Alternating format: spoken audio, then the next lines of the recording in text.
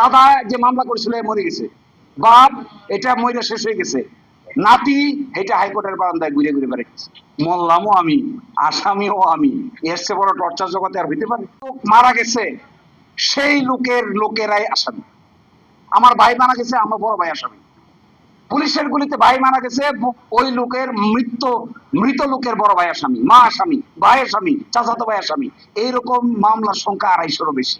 Death case 302 এর murder case. আসামি কারা? আসামি হলো যে মৃত্যুবরণ করেছে তার ভাই। মারছে কে? পুলিশের গুলিতে।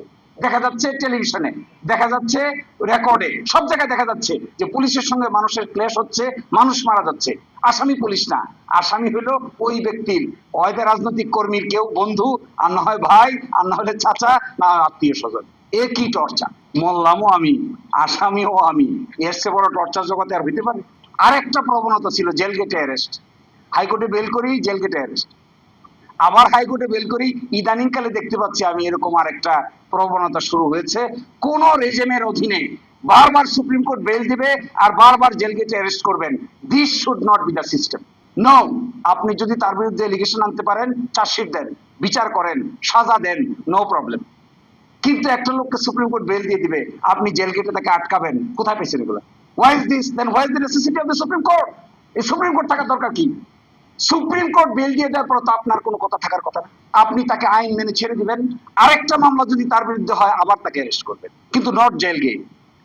জেল গেট আশ্চর্য আইনটা কি জানেন? এটাকে বলে কগনিজেবল অফেন্স 54। কয়ে ওনার দ্বারা অপরাধ ঘটানোর সম্ভাবনা দেখা দিয়েছে। তো আমরা আর্গুমেন্ট করলাম একটু আগে তো জেলে ছিল, একটু আগে তো জেলে ছিল, ওই গেট পর্যন্ত আসতে আসতে সম্ভাবনা দেখা দিচ্ছে।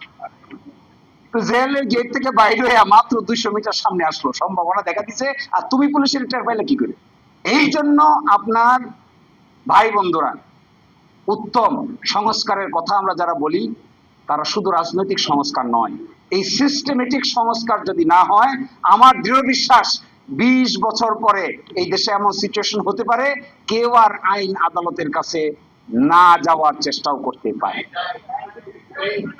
ফলে আমি একজন আইনজীবী হিসেবে আপনাকে বলছি ভিতরের কথা, নো, এটা হতে পারে না। It's not.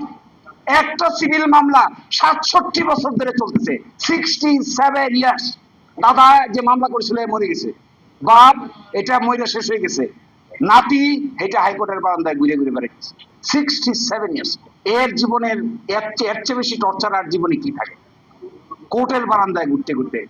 আমি মনে করি আমাদের এখানে সিস্টেমেটিক পরিবর্তন এমন করে করতে হবে যে পরিবর্তন করলে পরে মানুষের বিচার পাওয়া কিংবা না পাওয়া খুব দ্রুততার বেগে সম্পন্ন হবে।